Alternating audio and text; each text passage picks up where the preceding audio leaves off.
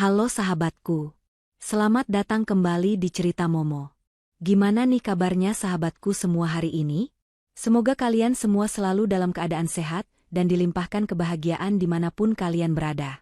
Seperti biasa, kita akan kembali masuk ke dalam sebuah kisah yang pastinya akan sangat menguji emosi, menguras kesabaran, dan mungkin membuat kita ikut gregetan. Kisah kali ini adalah tentang sebuah pengorbanan luar biasa seorang istri yang dibalas dengan air tuba. Bayangkan, sahabatku, selama 5 tahun penuh, seorang istri rela banting tulang, membiayai suaminya kuliah kedokteran hingga lulus. Namun, tepat di hari kelulusannya, apa yang ia dapatkan? Bukan ucapan terima kasih, melainkan sepucuk surat perceraian. Dengan sombongnya sang suami berkata, "Kita sudah tak setara lagi. Aku malu punya istri biasa sepertimu." Setelah bercerai, sang istri pun menghilang tanpa jejak.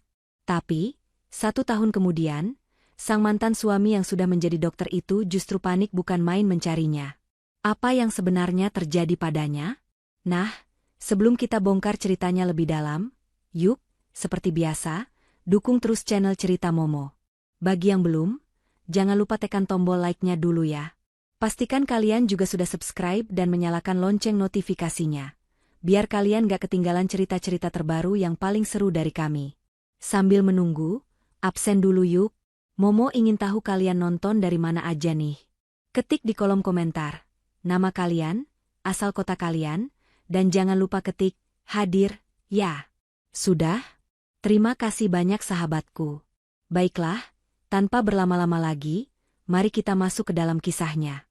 Tepuk tangan riuh rendah membahana di dalam aula universitas yang megah pagi itu.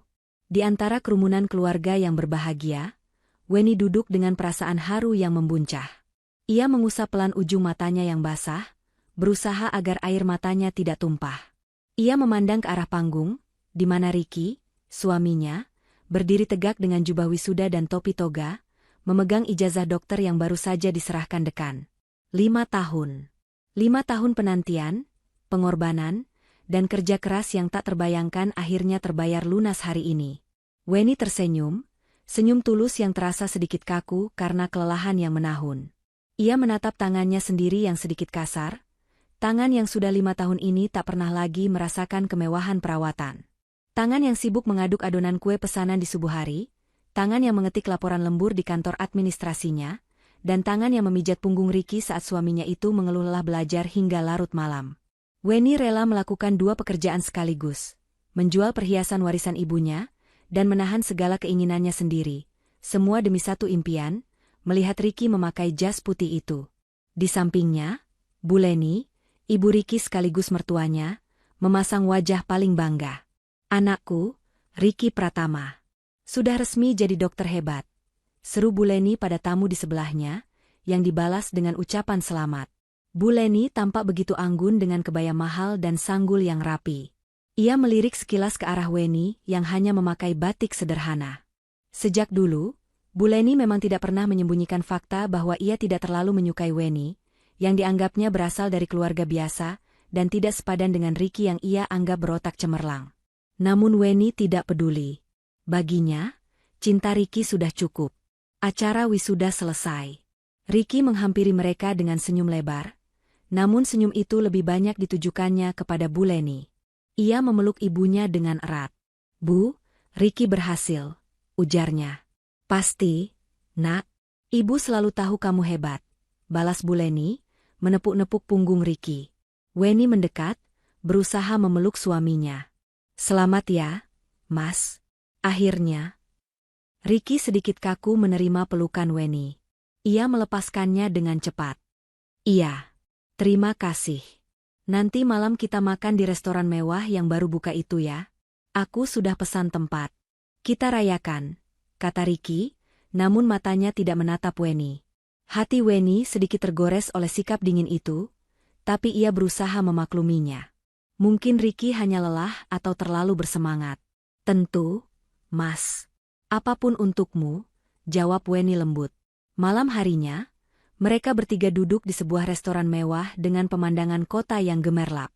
Weni merasa sedikit canggung. Ini adalah tempat termahal yang pernah ia datangi. Ia melihat Ricky, yang sudah berganti pakaian dengan kemeja bermerek yang tampak mahal, duduk dengan sangat percaya diri.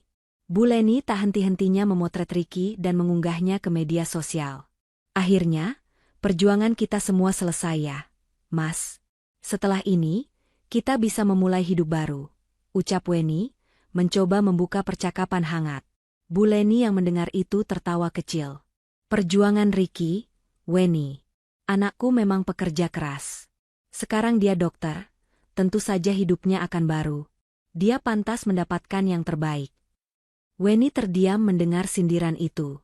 Ia menatap Ricky, menunggu suaminya membelanya, mengatakan bahwa ini adalah perjuangan mereka berdua. Tapi Ricky hanya diam, sibuk melihat-lihat menu. Setelah memesan makanan, suasana menjadi hening sejenak. Ricky berdeham. Ia menatap Weni, kali ini dengan tatapan yang sulit diartikan. Dingin, datar, dan ada sesuatu yang asing di sana. Weni, ada yang mau aku bicarakan, kata Ricky. Iya, Mas. Weni menatap suaminya penuh harap. Ricky merogoh tas kerjanya yang baru, mengeluarkan sebuah amplop coklat tebal, dan meletakkannya di atas meja, tepat di depan Weni. Weni mengerutkan kening. Apa ini, Mas? Surat panggilan kerja dari rumah sakit? Bu Leni yang duduk di sebelah Ricky, tersenyum miring. Senyum yang membuat Weni tiba-tiba merasakan firasat buruk. Ricky menggeleng pelan. Bukan. Buka saja. Tangan Weni sedikit gemetar saat meraih amplop itu. Ia membukanya perlahan. Matanya membaca beberapa baris pertama dari surat resmi itu. Jantungnya serasa berhenti berdetak. Restoran mewah itu terasa berhenti berputar. Suara denting sendok dan garpu di meja lain terdengar menjauh. Di sana, tertulis dengan jelas, surat gugatan perceraian. Weni mengangkat wajahnya, menatap Ricky dengan nanar. Bibirnya bergetar. Mas ini bercanda, kan? Ini lelucon apa? Ini kan hari wisudamu? Ricky menarik napas panjang. Wajahnya mengeras, seolah topeng kebahagiaan yang ia pakai seharian tadi sudah dilepas. Aku serius, Weni. Kita sudah tidak bisa lanjut. Tapi, kenapa? Apa salahku, Mas? 5 tahun aku?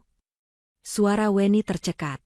Justru itu, potong Ricky cepat, nadanya tajam. 5 tahun ini sudah cukup. Sekarang aku sudah jadi dokter. Aku punya masa depan cerah. Aku butuh pendamping yang selevel, yang bisa kubawa ke pertemuan penting, yang bisa mengimbangi status sosialku. Mata Ricky menatap Weni dari atas ke bawah, menilai batik sederhananya, menilai wajah lelahnya yang tanpa riasan mahal. Weni, kita sudah tak setara lagi, ujar Ricky, mengucapkan kalimat itu dengan begitu enteng, seolah 5 tahun pengorbanan Weni tak ada artinya sama sekali. Aku malu punya istri biasa sepertimu. Bagai disambar petir di siang bolong. Kepala Weni terasa pening. Hinaan itu, diucapkan oleh pria yang ia biaya hidupnya, yang ia rawat sakitnya, yang ia dukung mimpinya. Bu Leni menimpali dengan nada penuh kemenangan. Sudah dengar, kan, Weni? Ricky itu sekarang punya standar tinggi. Kamu seharusnya sadar diri dari dulu. Daripada nanti kamu hanya jadi beban dan bikin malu Ricky di lingkungan dokter, lebih baik kalian pisah sekarang. Anggap saja gajimu selama ini sebagai amal. Air mata yang sejak tadi ditahan Weni akhirnya luruh. Bukan hanya satu tetes, tapi mengalir deras. Rasa sakit, penghinaan, dan pengkhianatan itu meremukan hatinya hingga berkeping-keping.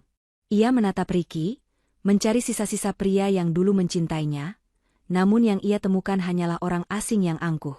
Ia menatap Bu Leni yang tersenyum puas.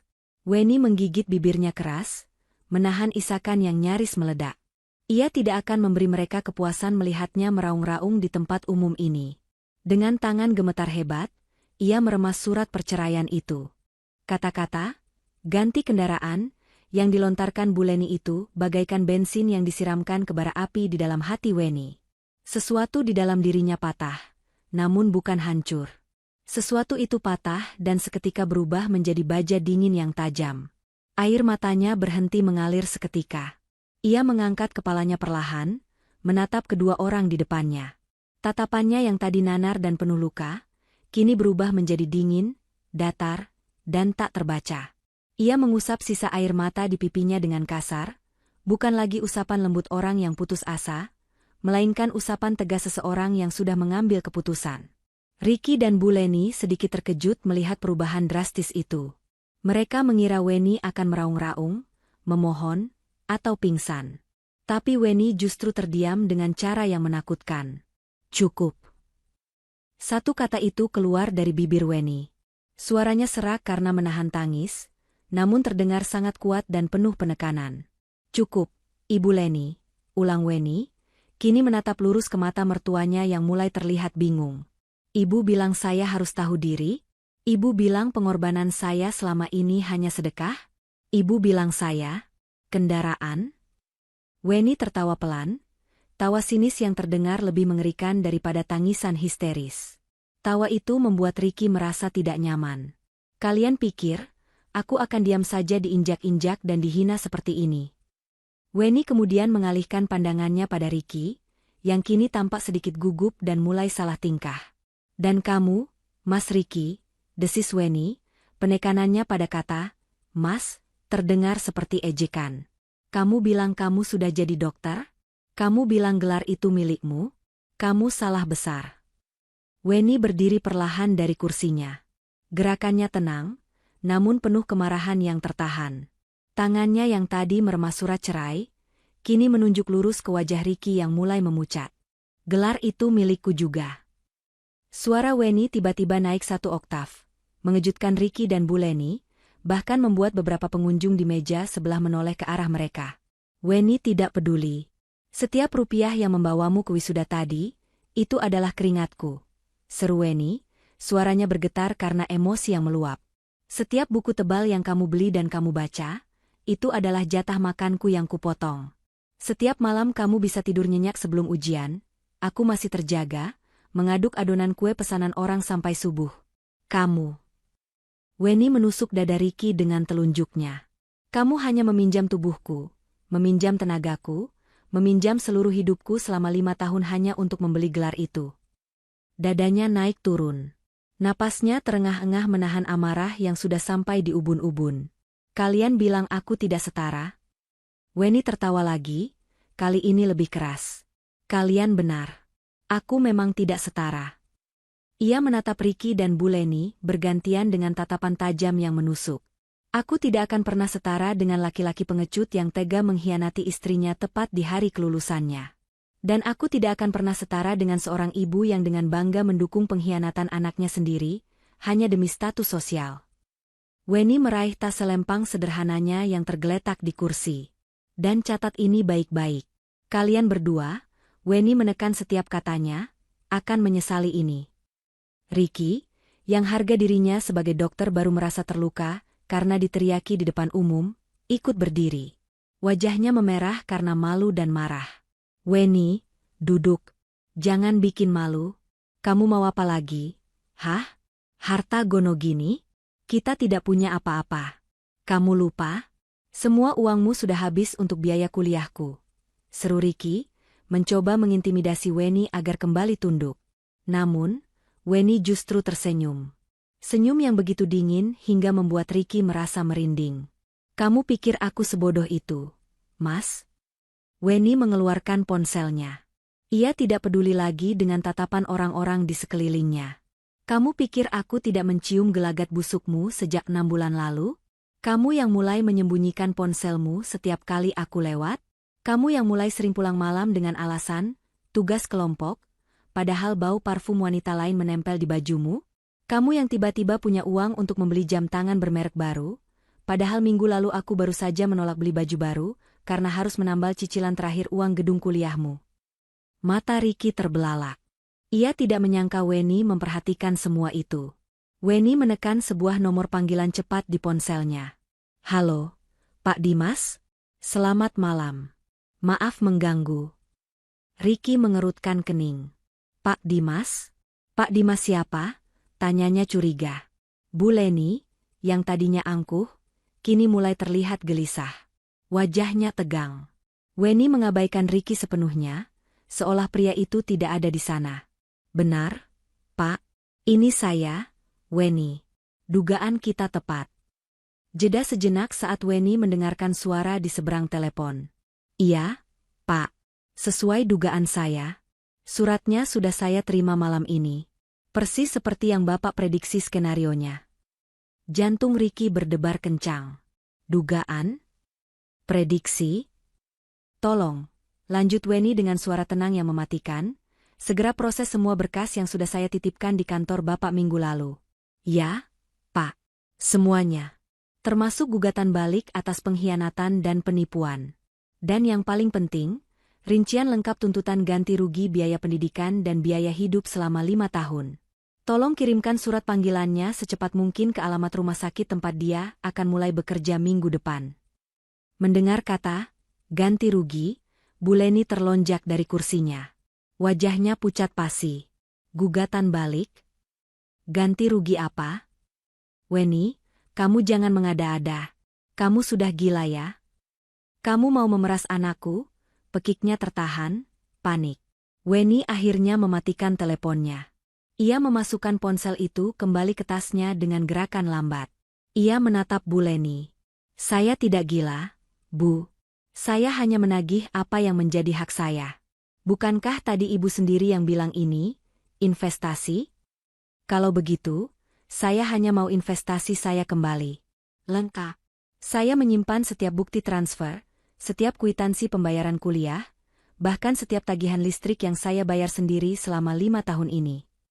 Weni lalu beralih menatap Ricky, yang kini berdiri membeku, bibirnya keluh. Kamu pikir aku akan membiarkanmu melenggang bebas dengan gelar yang kubeli dengan darah dan air mataku? Lalu kamu pakai untuk mencari istri baru yang setara? Kamu salah besar, Mas. Weni mengambil surat perceraian itu dari atas meja. Di depan mata Ricky dan Bu Leni, ia tidak merobeknya. Ia justru melipatnya rapi dan memasukkannya ke dalam tas. Ini akan jadi bukti tambahan yang bagus di pengadilan. Terima kasih. Aku tidak akan menandatangani surat ceraimu, kata Weni tegas. Tapi aku yang akan menceraikanmu. Dan aku akan pastikan, kamu membayar setiap tetes keringatku, sebelum kamu bisa dengan bangga memakai jas putihmu itu. Tanpa berkata apa-apa lagi, Weni berbalik. Ia berjalan tegak, dengan langkah mantap, keluar dari restoran mewah itu. Ia meninggalkan Ricky dan Bu Leni yang membeku di meja mereka, dengan makanan mahal pesanan mereka yang bahkan belum sempat mereka sentuh.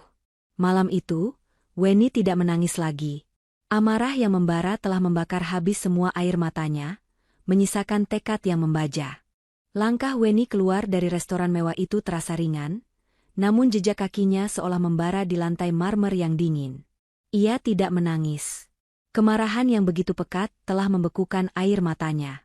Ia berjalan cepat ke lobi, mengabaikan tatapan heran pelayan restoran yang melihatnya masuk bertiga namun keluar sendirian dengan wajah memerah. Ia langsung mencegat taksi yang lewat, menyebutkan satu alamat, apartemen Siska, sahabat satu-satunya di kota ini.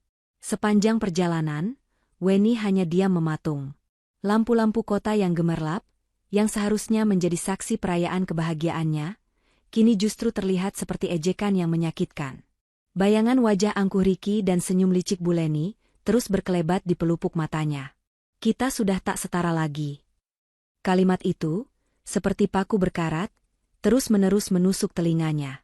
Ia menggenggam erat ponsel di tangannya, tempat di mana kontak Pak Dimas tersimpan. Ia tidak akan membiarkan penghinaan ini menjadi akhir dari segalanya. Ini adalah awal.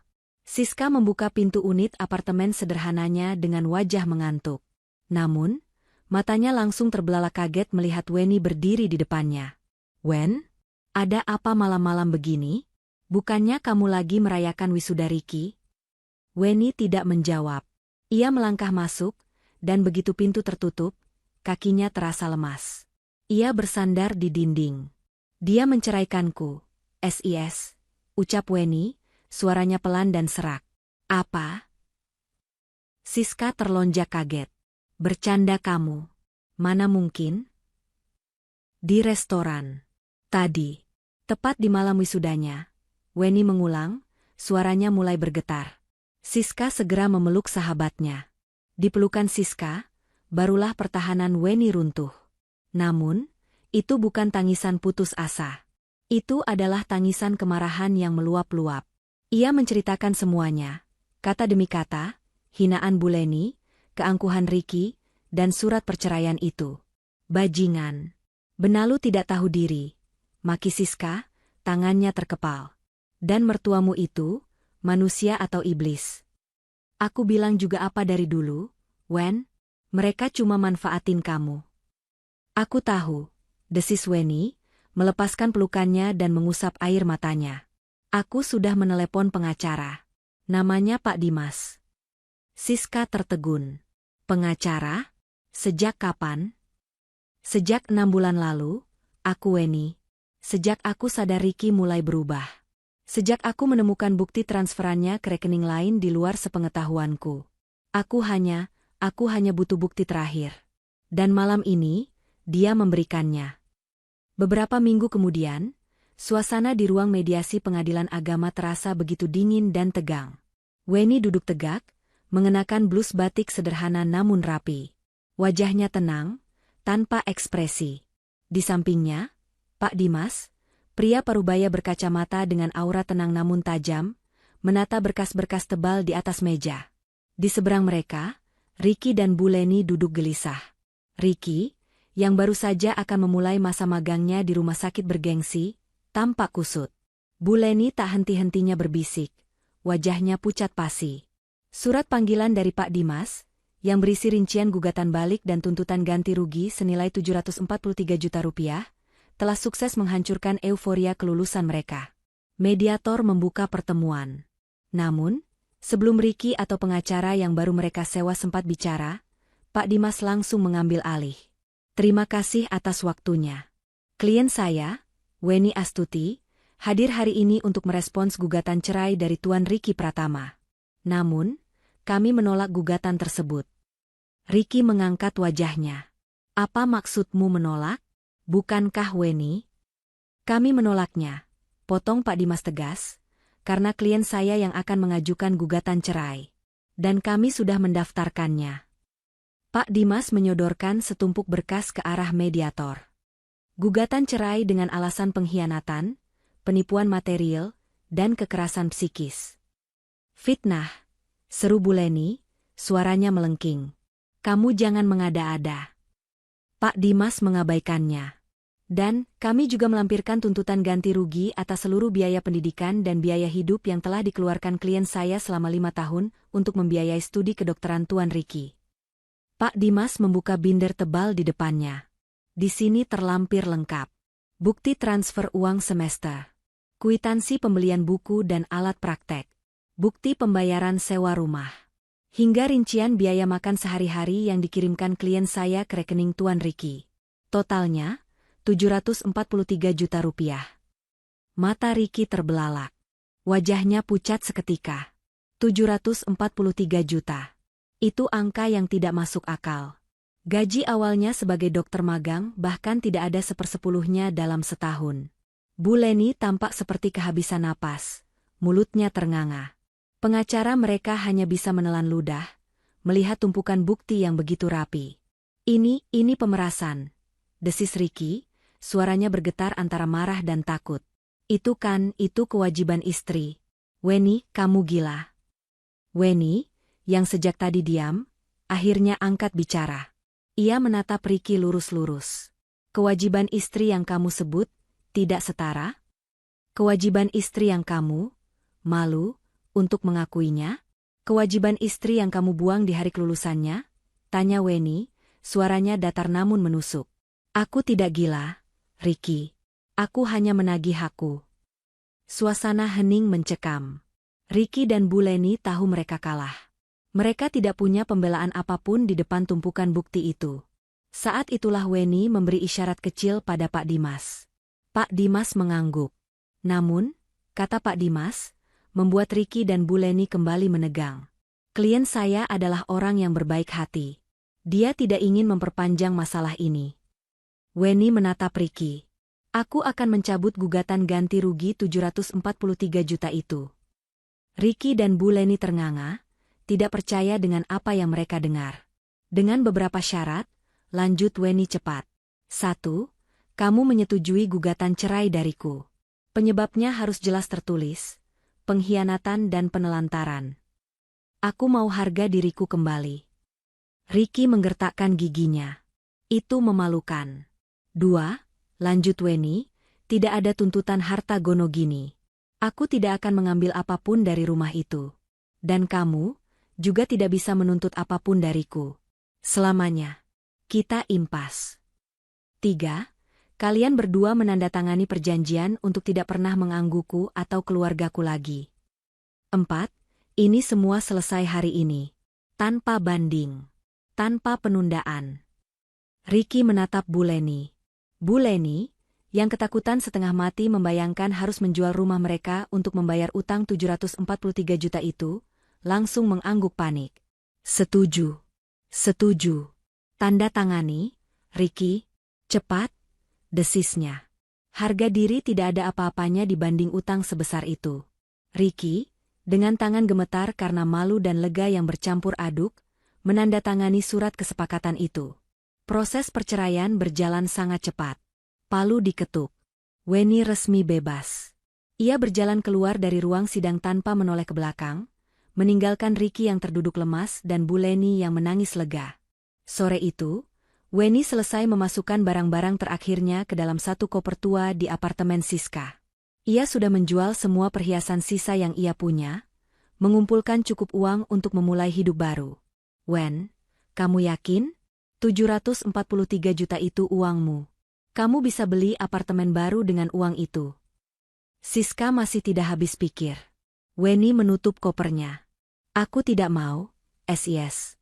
Kalau aku ambil uang itu, aku akan selalu terikat pada dendam. Uang itu kotor, uang itu penuh penghinaan.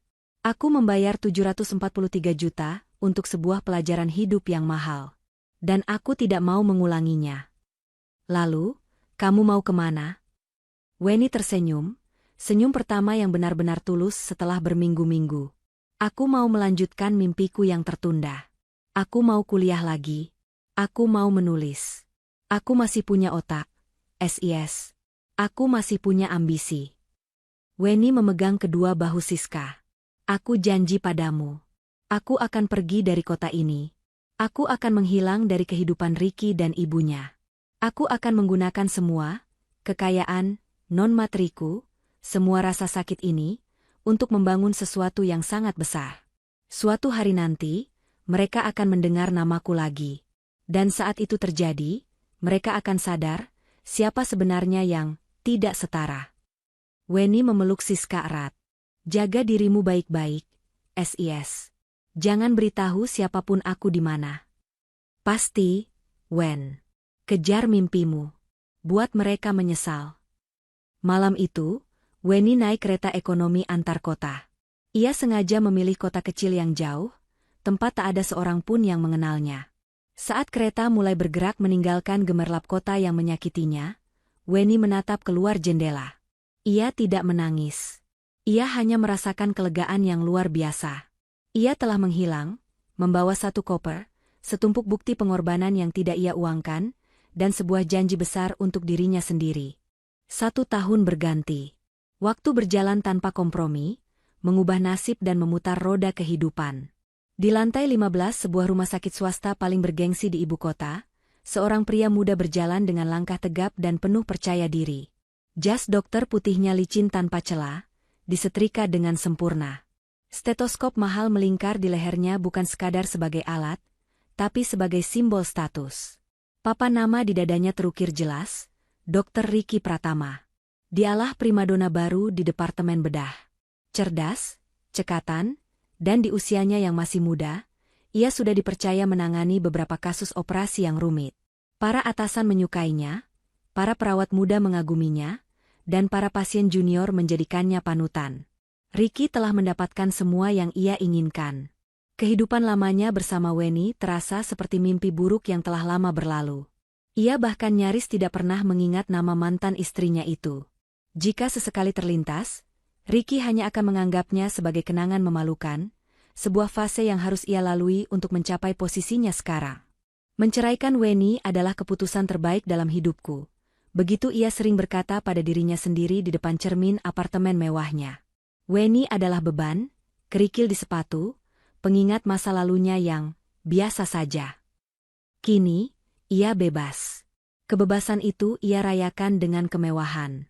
Ricky tidak lagi tinggal di rumah kontrakan sempit peninggalan ayahnya. Ia dan Bu Leni pindah ke sebuah unit apartemen mewah di pusat kota, dengan pemandangan gemerlap lampu kota yang bisa mereka nikmati setiap malam. Cicilannya? Tentu saja mencekik leher. Tapi Ricky tidak peduli. Status adalah segalanya. Ia juga mengganti motor bututnya dengan sebuah sedan BMW seri 3 terbaru berwarna hitam metalik. Mobil itu ia beli dengan cicilan kredit tenor 7 tahun, dengan bunga yang sangat tinggi. Gaji awalnya sebagai dokter di rumah sakit swasta memang besar, namun tidak sebanding dengan gaya hidup yang ingin ia pamerkan. Setiap akhir pekan, Ricky menghabiskan malam di restoran fine dining, jenis restoran yang dulu ia gunakan untuk menghina Weni. Ia membeli jam tangan bermerek, pakaian desainer, dan bergabung dengan klub golf eksklusif. Di permukaan, Dr. Ricky adalah potret kesuksesan sempurna. Namun di balik itu, tumpukan tagihan kartu kredit mulai menggunung. Ia hidup dengan skema gali lubang tutup lubang, menggunakan 5 kartu kredit berbeda untuk saling menutupi, dan mengambil beberapa pinjaman bank dengan dalih renovasi apartemen. Kesombongan Ricky menular sempurna pada Bu Leni. Statusnya sebagai ibu dokter telah mengangkat derajat sosialnya ke level yang tak pernah ia bayangkan. Bu Leni kini menjadi anggota tetap arisan sosialita para istri pejabat dan pengusaha. Setiap berkumpul, tak ada yang ia bicarakan selain kehebatan Ricky. Oh, Ricky? Tentu saja dia sibuk sekali, Jeng. Operasi besar terus.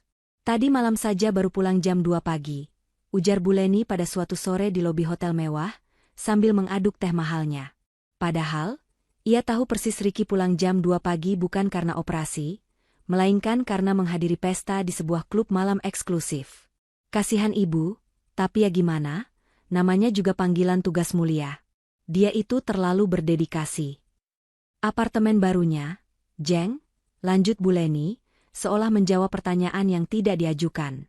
Ah, biasa saja, Jeng. Hanya 3 kamar tidur, pemandangan city light. Ricky yang paksa ibu pindah, katanya biar ibu nyaman di hari tua. Anak itu memang berbakti sekali. Bu Leni tak henti-hentinya mendesak Ricky untuk segera mencari pasangan baru.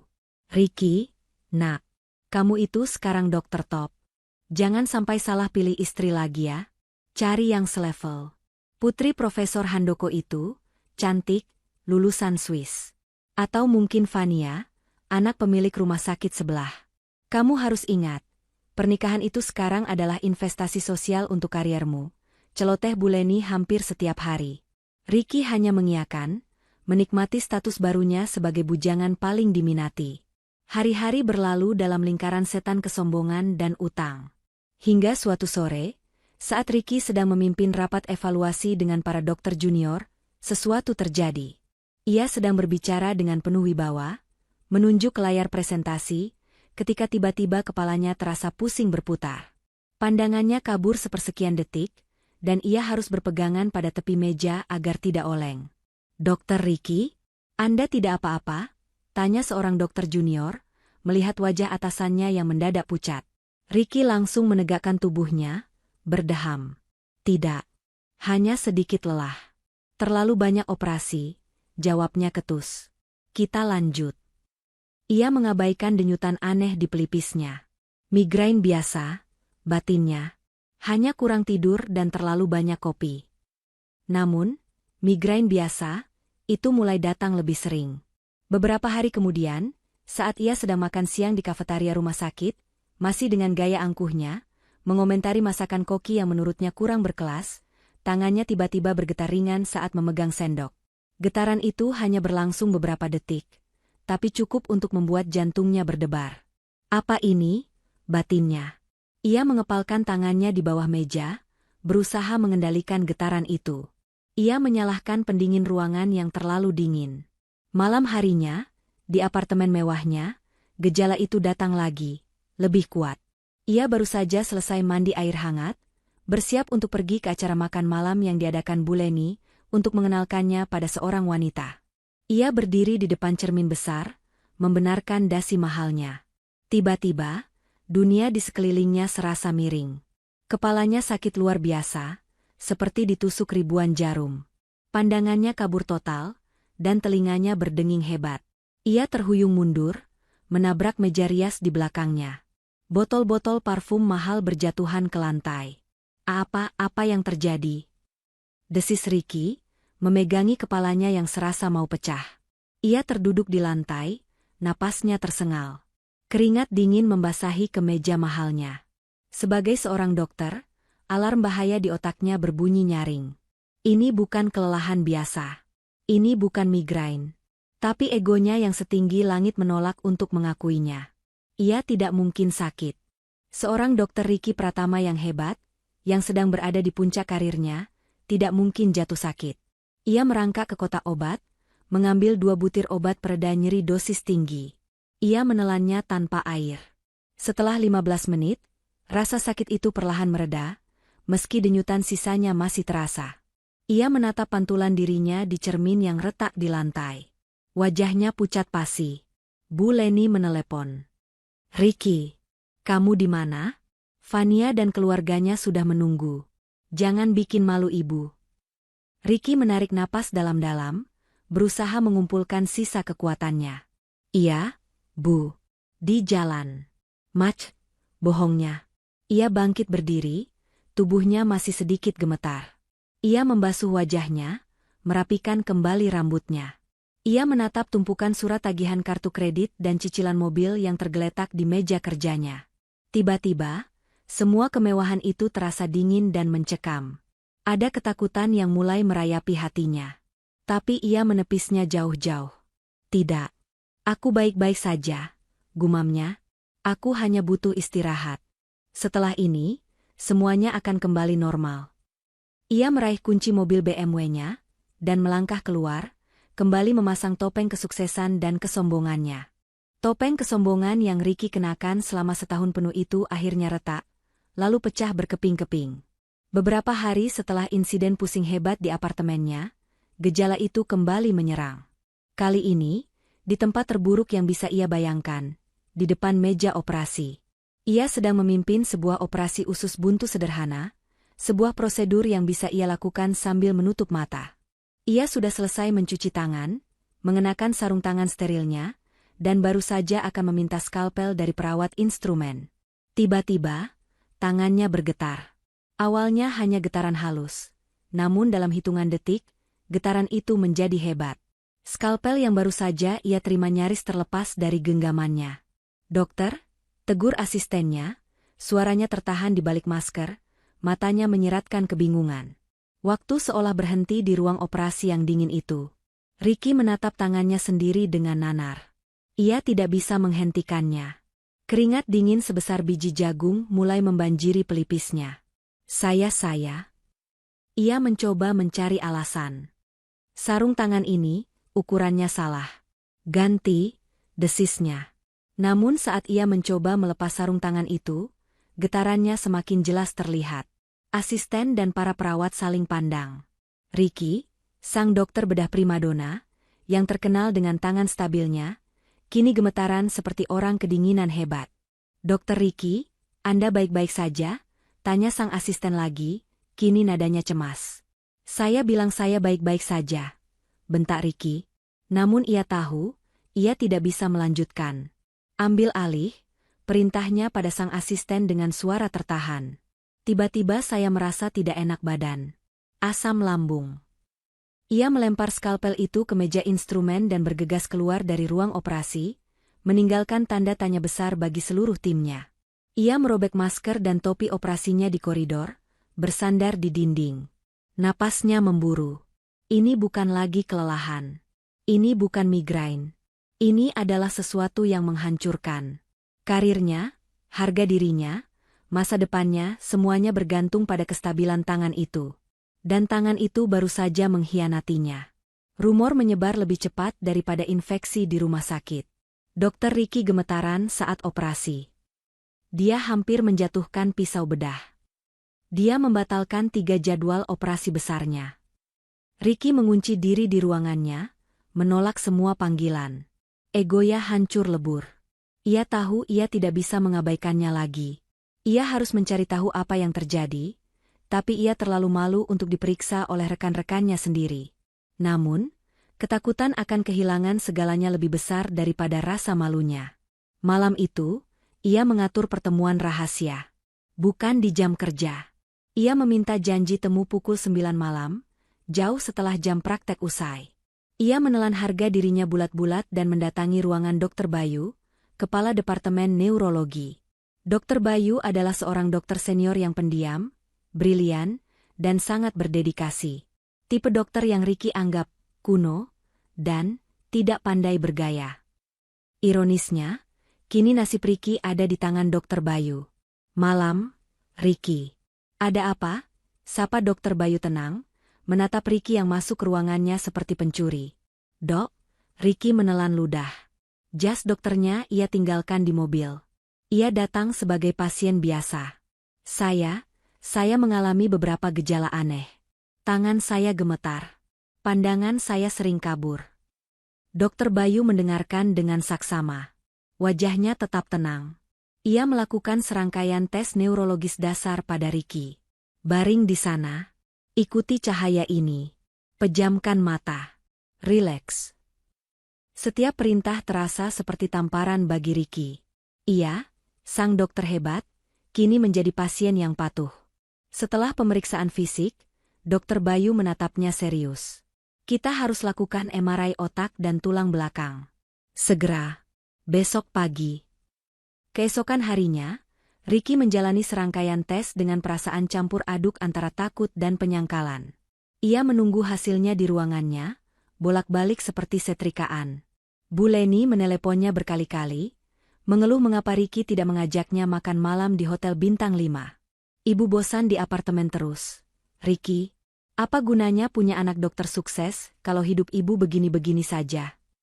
Aku sibuk, Bu, bentak Ricky, lalu menutup teleponnya. Ponselnya berdering lagi. Kali ini dari Dr. Bayu. Hasilnya sudah keluar. Ricky, bisa ke ruangan saya sekarang? Jantung Ricky serasa menciut. Dengan langkah berat, ia berjalan ke ruangan Dr. Bayu. Dokter senior itu sudah menunggunya. Di layar komputer besar di belakang mejanya, terpampang hasil MRI Ricky. Dr. Bayu tidak berbasa-basi. Ricky, duduklah. Dr. Bayu memutar layarnya. Lihat ini, tunjuknya pada beberapa titik putih abnormal di sumsum tulang belakang dan saraf optik Ricky. Ini bukan tumor. Ini juga bukan stroke. Lalu apa? Desis Ricky, suaranya bergetar. Ini penyakit autoimun langka yang sangat agresif. Sistem kekebalan tubuhmu menyerang sistem saraf pusatmu sendiri. Secara spesifik, saraf mata dan tulang belakang. Ini menjelaskan mengapa pandanganmu kabur dan tanganmu gemetar hebat. Jelas Dr. Bayu. Ricky, sebagai seorang dokter, langsung memahami implikasinya. Apa nama penyakitnya? Neuromyelitis optica spectrum disorder. NMOS, jawab Dr. Bayu. Dan dari hasil pemeriksaan, ini tipe yang sangat progresif. Jika tidak ditangani dengan cepat, ini bisa menyebabkan kebutaan permanen dan kelumpuhan. Dunia Ricky runtuh seketika. Kebutaan. Kelumpuhan. Kata-kata itu berdengung di telinganya. Tapi bisa diobati, kan, Dok? Pasti bisa. Kita punya obat imunosupresan terbaik. Seru Ricky panik, naluri dokternya berganti dengan kepanikan pasien. Dr. Bayu menggeleng pelan. Pengobatan di sini hanya untuk memperlambat, Ricky. Tidak untuk menghentikan atau memulihkan kerusakan yang sudah terjadi. Mengingat profesimu sebagai dokter bedah, kita butuh solusi radikal. Apa? Apa solusinya? Katakan. Transplantasi sel punca. Hematopoietic Stem Cell Transplantation, atau HSCT. Kita, reset, sistem imunmu. Ini satu-satunya harapanmu untuk bisa memegang skalpel lagi. Harapan Ricky sedikit menyala. Baik, lakukan. Kapan bisa dijadwalkan? Dr. Bayu menghela napas panjang. Inilah bagian terberatnya. Prosedur itu tidak tersedia di Indonesia untuk kasus autoimun seperti ini. Kamu harus melakukannya di luar negeri. Singapura atau Jerman. Jantung Ricky berdebar lagi. Biaya. Berapa biayanya? Dokter Bayu menatap Ricky dengan sorot mata prihatin. Estimasi kasarnya, untuk seluruh prosedur, akomodasi medis, dan pemulihan awal, kamu butuh sekitar 3 miliar rupiah. 3 miliar rupiah. Angka itu seperti godam tak terlihat yang menghantam ulu hati Ricky. Napasnya tercekat. 3 miliar. Dia bahkan tidak punya 30 juta di tabungannya. Semua gajinya habis untuk membayar cicilan BMW, cicilan apartemen mewah, kartu kredit Buleni, dan gaya hidup palsunya. Asuransiku? Tanya Ricky lirih, berharap ada keajaiban. Dokter Bayu membuka map lain. Asuransi korporat kita hanya menanggung penyakit kritis yang terdaftar. Penyakitmu masuk kategori langka. Dan prosedur HSCT untuk autoimun masih dianggap eksperimental oleh banyak perusahaan asuransi. Paling banyak, mereka hanya akan menanggung biaya diagnosis dan pengobatan awal di sini. Mungkin sekitar 300 juta. Tidak. Ricky menggelengkan kepalanya, tidak percaya. Tidak mungkin. 3 miliar. Ia tertawa. Tawa kering yang terdengar seperti tangisan. Dokter Ricky Pratama. Sang primadona bedah. Yang menghina istrinya karena tidak setara. Kini ia duduk di sini, bangkrut total, dan divonis penyakit langka yang mengancamnya menjadi buta dan lumpuh. Ricky keluar dari ruangan Dokter Bayu dengan langkah gontai. Ia sampai di apartemennya. Buleni sedang asyik menonton televisi di ruang tengah yang mewah. Ricky, akhirnya kamu pulang. Ibu sudah pesan makan malam mahal, pakai kartu kreditmu. Ayo makan. Ricky menatap ibunya dengan pandangan kosong. Aku sakit, Bu, katanya lirih. Sakit apa? Flu? Makanya jangan. Bukan flu, bentak Ricky, suaranya meledak.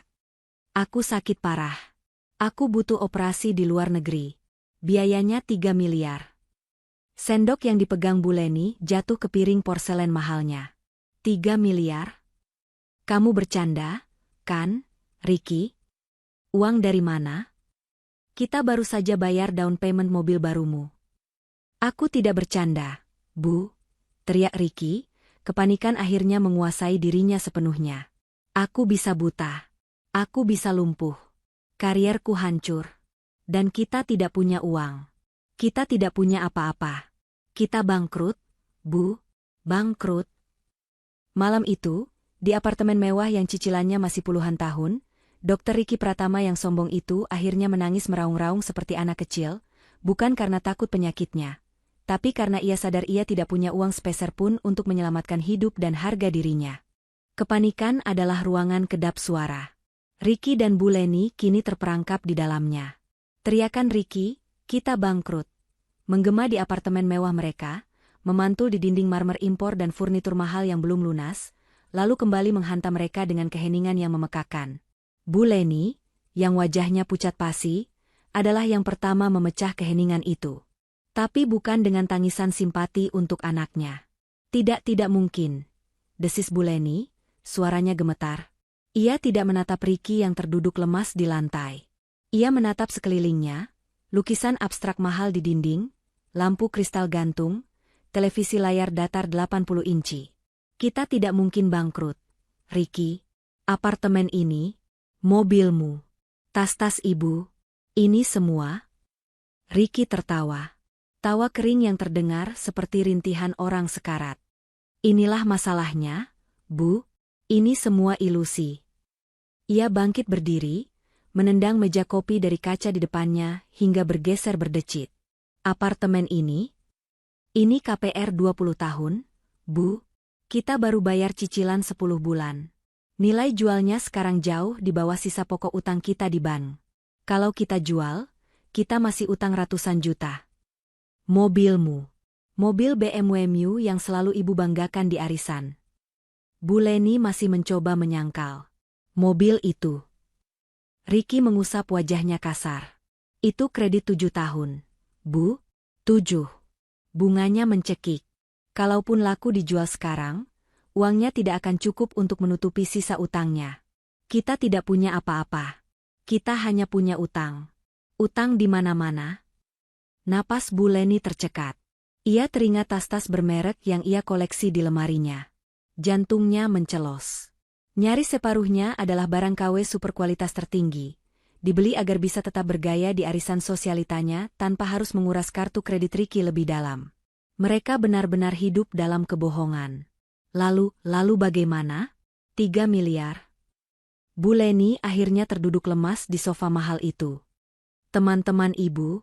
Ya, teman arisan ibu. Jeng Ratna, suaminya Dirjen. Jeng Vina, suaminya pengusaha tambang. Mereka pasti bisa bantu. Mereka tidak mungkin membiarkan ibu menderita. Harapan palsu itu menyala sekejap. Bu Leni meraih ponselnya. Dengan tangan gemetar, ia menelepon Jeng Ratna. Telepon diangkat dengan nada ceria. Halo Jeng Leni. Tumben malam-malam. Jeng Ratna, tolong ibu tolong. Bu Leni langsung menangis histeris. Ricky sakit keras, Jeng. Dia butuh operasi 3 miliar rupiah. Ibu mohon, Jeng pinjami ibu dulu. Terdengar keheningan sejenak di seberang sana. Nada ceria itu langsung lenyap. 3 miliar? Astaga, Jeng. Banyak sekali. Aduh, maaf ya, Jeng. Ini bapak lagi rapat penting di luar negeri, nggak bisa diganggu. Saya juga lagi sibuk sekali urus acara amal. Nanti saya kabari lagi ya, Jeng. Klik. Telepon ditutup. Bu Leni tertegun. Ia mencoba menelepon lagi. Nomornya sibuk.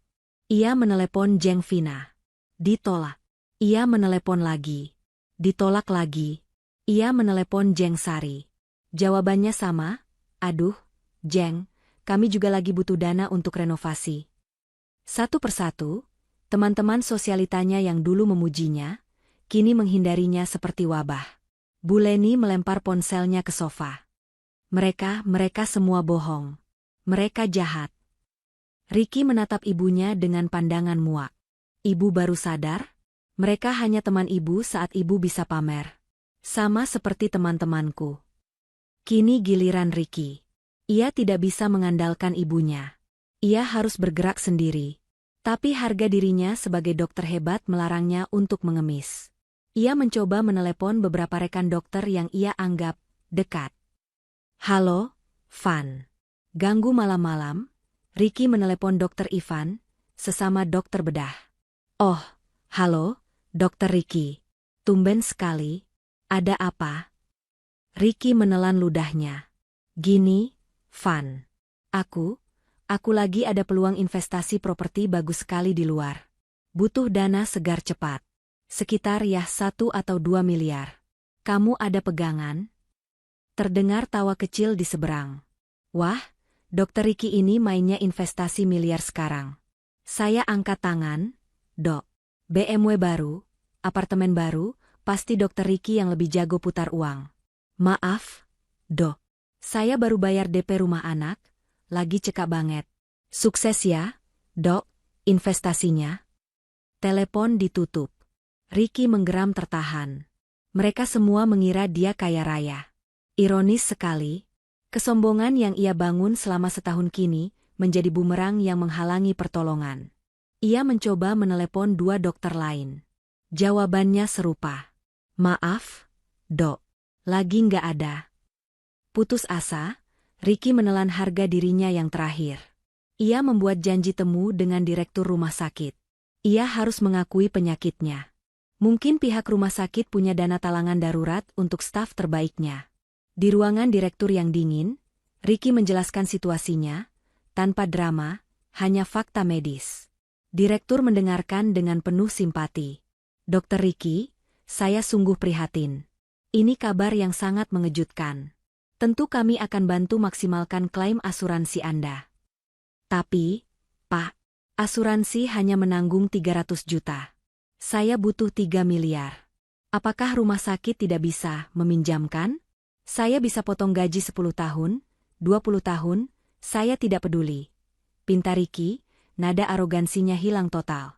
Direktur itu menggeleng pelan. Dokter Ricky, kami ini institusi medis, bukan bank. Kami tidak punya alokasi dana sebesar itu untuk pinjaman pribadi staf. Sekalipun itu Anda. Aturan kami ketat. Bantuan 300 juta dari asuransi itu sudah maksimal. Sisanya, saya sarankan Anda mungkin bisa, menggunakan aset pribadi Anda dulu, mobil Anda, apartemen Anda. Tamparan itu terasa lebih keras daripada diagnosis Dr. Bayu. Aset. Lagi-lagi aset. Ricky keluar dari ruangan direktur dengan kaki gemetar. Ia resmi terpojok. Tidak ada teman, tidak ada kolega, tidak ada institusi, tidak ada aset. Ia sendirian. Hari-hari berikutnya terasa seperti neraka. Ricky terpaksa mengambil cuti medis. Pihak manajemen rumah sakit menyetujuinya dengan cepat, terlalu cepat, seolah mereka lega menyingkirkan dokter yang tangannya bermasalah. Rumor mulai menyebar liar. Gejala Ricky memburuk.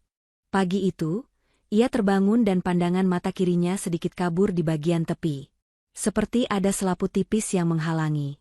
Penyakit itu tidak menunggu. Ia duduk di ruang tengah apartemennya yang gelap. Gorden mahal itu ia tutup rapat.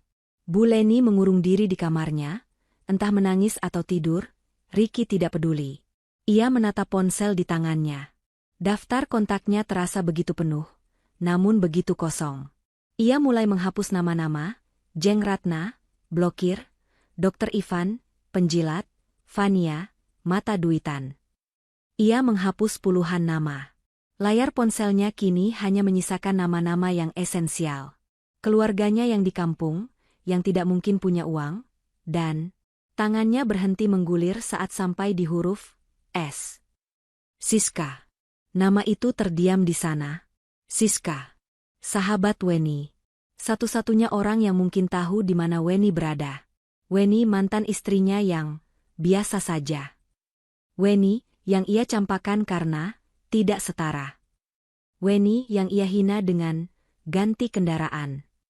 Weni yang selama 5 tahun menjadi penyedia dana tanpa syarat untuknya. Rasa malu yang luar biasa membakar wajah Ricky. Menghubungi Siska adalah pilihan paling hina. Itu adalah pengakuan kalah paling telak. Itu adalah bukti bahwa ia telah gagal total. Tapi di sisi lain, Weni adalah satu-satunya orang di dunia ini yang pernah memberinya segalanya tanpa pamrih. Ia teringat kata-kata terakhir Weni di restoran itu, "Kalian berdua akan menyesali ini." Penyesalan itu kini hadir. Bukan lagi sekadar rasa bersalah, tapi penyesalan yang konkret, yang mencekik, yang datang dalam bentuk vonis kebutaan dan kelumpuhan. Ia menatap nama, Siska, di layarnya. Tangannya gemetar hebat. Gemetar karena penyakitnya, dan gemetar karena putus asa. Ia tidak punya pilihan lain. Keberanian Ricky yang selama ini ia banggakan, yang ia gunakan untuk menghina Weni, yang ia pakai sebagai tameng kesombongan di rumah sakit, kini menciut menjadi sekecil debu. Ia menatap nama, Siska, di layar ponselnya selama hampir 1 jam. Tangannya, yang kini gemetarannya semakin sulit dikendalikan, berulang kali terangkat untuk menekan tombol panggil, lalu turun lagi. Setiap kali ia nyaris menekan, telinganya seolah mendengar kembali tawa sinis Bu Leni dan suaranya sendiri yang angkuh, "Kita sudah tak setara lagi." Rasa malu itu terasa seperti asam lambung yang naik membakar kerongkongannya. Menghubungi Siska adalah bendera putih. Itu adalah pengakuan bahwa Weni, wanita, biasa, yang ia buang, adalah satu-satunya harapan terakhirnya. Sementara ia ragu, mata kirinya kembali berdenyut. Bayangan buram di tepinya terasa semakin tebal. Ketakutan akan kebutaan jauh lebih menusuk daripada rasa malu.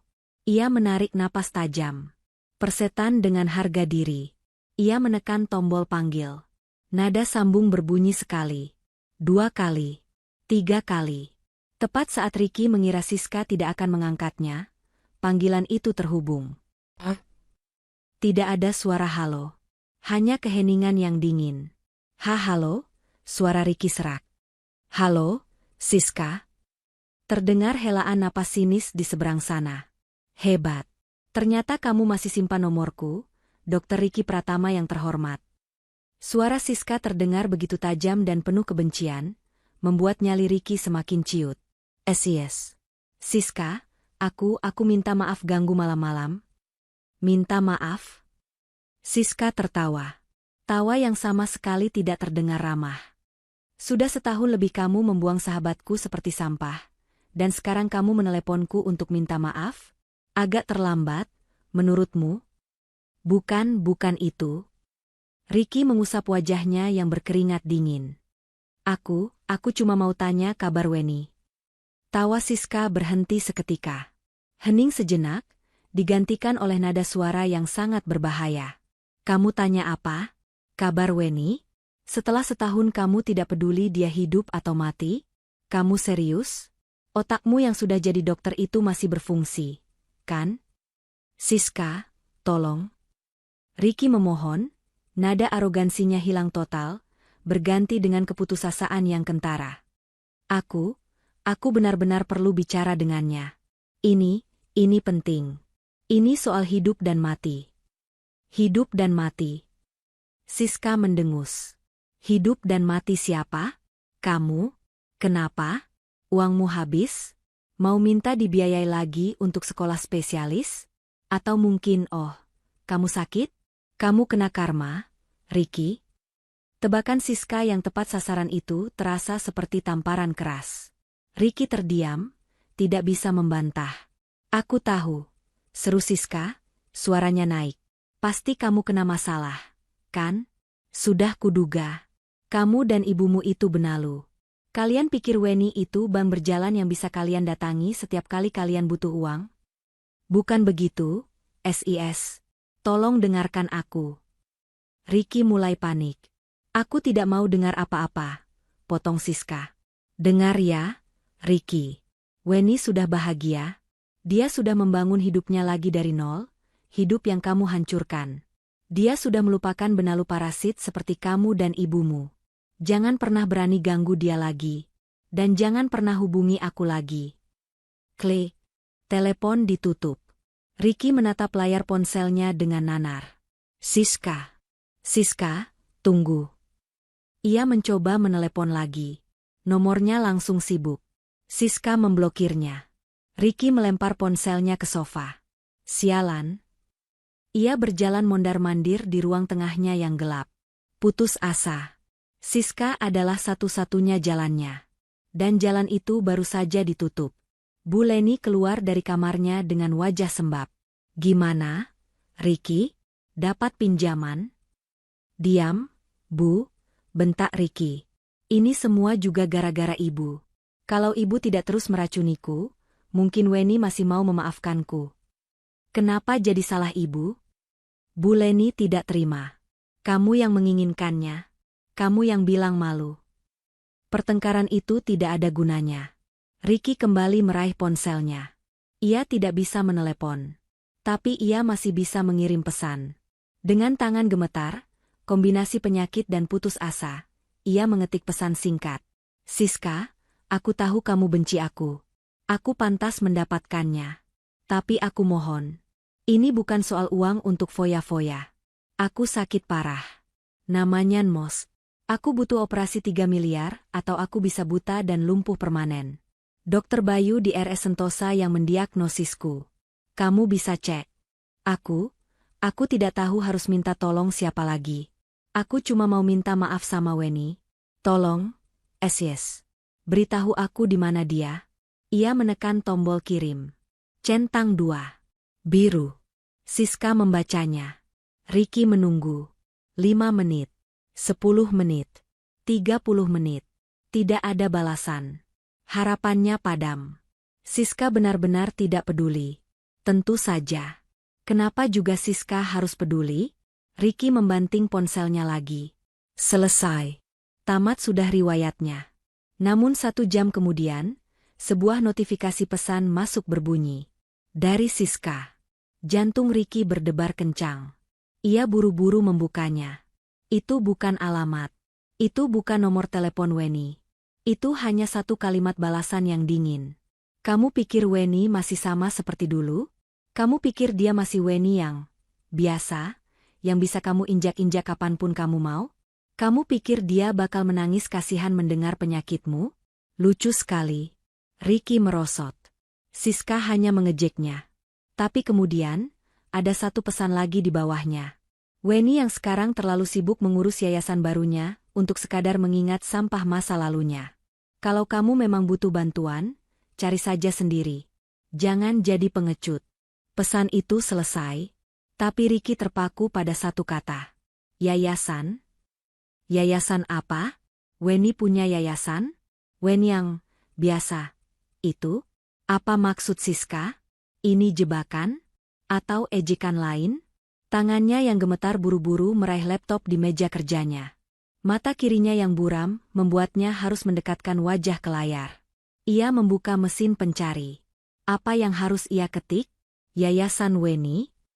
Ia mengetiknya. Hasil pencarian pertama yang muncul membuatnya tertegun. Bukan akun media sosial. Bukan blog pribadi. Tapi sebuah situs web profesional. The Weni Foundation. Jantung Ricky serasa berhenti berdetak. Ia mengklik tautan itu. Sebuah halaman muka yang sangat elegan dan profesional terbuka. Di halaman depan, terpampang foto seorang wanita. Itu Weni. Tapi, itu bukan Weni yang ia kenal. Weni di foto itu mengenakan blazer berwarna biru tua yang pas di badan, rambutnya dipotong sebahu dengan tatanan yang rapi. Ia berdiri di depan sebuah gedung modern, tersenyum tipis ke arah kamera. Senyumnya bukan lagi senyum lembut seorang istri yang patuh. Itu adalah senyum seorang pemimpin. Senyum penuh wibawa, percaya diri, dan dingin. Di belakangnya, di dinding lobi gedung itu, terpasang plakat perak besar bertuliskan, The Weni Foundation, mewariskan kebaikan, membangun masa depan. Ricky menggulir ke bawah dengan tangan gemetar. Ia membaca bagian, tentang kami.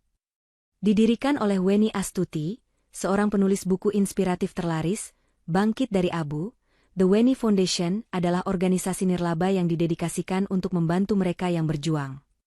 Penulis buku? Bestseller? Kapan Weni menulis buku? Ia terus membaca. Ia sampai pada bagian, program kami. Ada beberapa program. Dan matanya terkunci pada program unggulan mereka. Beasiswa Pelita Cendekia, bantuan dana pendidikan penuh dan biaya operasi darurat untuk mahasiswa kedokteran berprestasi yang kurang mampu. Laptop itu nyaris jatuh dari pangkuannya. Napas Ricky tercekat di tenggorokan. Ini tidak mungkin. Ini lelucon. Ini mimpi buruk. Weni, mantan istrinya yang ia hina karena tidak setara, kini adalah pendiri sebuah yayasan besar yang fokus membiayai mahasiswa kedokteran dan biaya operasi darurat. Ironi ini begitu menusuk, begitu brutal, hingga Ricky merasa mual. Ia buru-buru mencari berita tentang Weni. Ia menemukan puluhan artikel. Wawancara di majalah bisnis. Wawancara di acara bincang-bincang pagi hari. Wajah Weni ada di mana-mana. Weni Astuti, mengubah patah hati menjadi aksi nyata. Dari royalti buku miliaran, Weni Foundation siap cetak ratusan dokter baru. Ricky menatap layar laptopnya, lalu menatap tumpukan surat tagihan utang di mejanya. Ia memegangi mata kirinya yang mulai berdenyut sakit. Siska benar. Weni sudah bukan Weni yang dulu. Dia adalah seseorang yang jauh di luar jangkauannya. Dia adalah seseorang yang memegang kunci untuk semua masalahnya. Dan dia adalah orang yang paling Ricky sakiti di dunia ini. Layar laptop itu masih menyala, memancarkan cahaya kebiruan yang dingin di ruang tengah apartemen yang gelap. Wajah Weni yang tersenyum penuh wibawa dari halaman situs, The Weni Foundation, terasa seperti tamparan yang lebih keras daripada diagnosis Dr. Bayu. Ricky tidak tidur semalaman. Ia hanya duduk membeku, menggenggam hasil MRI-nya di satu tangan, sementara tangan lainnya gemetar tak terkendali. Mata kirinya kini terasa sangat tidak nyaman. Pandangannya semakin menyempit. Penyakit itu tidak memberinya waktu untuk berpikir. Ironi dari situasi ini begitu kejam, begitu sempurna. Wanita yang ia buang karena dianggap tidak setara, kini adalah satu-satunya orang di planet ini yang secara spesifik mendedikasikan hidupnya untuk membantu kasus-kasus seperti dirinya. Di dalam kamarnya, Bu Leni tidak lagi menangis. Ia hanya diam. Syok yang dialaminya begitu besar, hingga ia tak mampu lagi memproses kenyataan. Arisan sosialitanya berhenti mengundangnya. Kartu kredit tambahannya diblokir oleh bank. Ia kini sama terperangkapnya seperti Ricky. Ricky tahu ia tidak punya pilihan. Malu, harga diri, kesombongan, semua itu tidak ada artinya jika ia menjadi buta dan lumpuh. Ia harus mendatangi Weni. Ia harus membuang sisa-sisa harga dirinya yang terakhir. Masalah pertama muncul, uang. Ia tidak punya uang tunai sepeser pun. Semua kartu kreditnya sudah mencapai batas maksimal.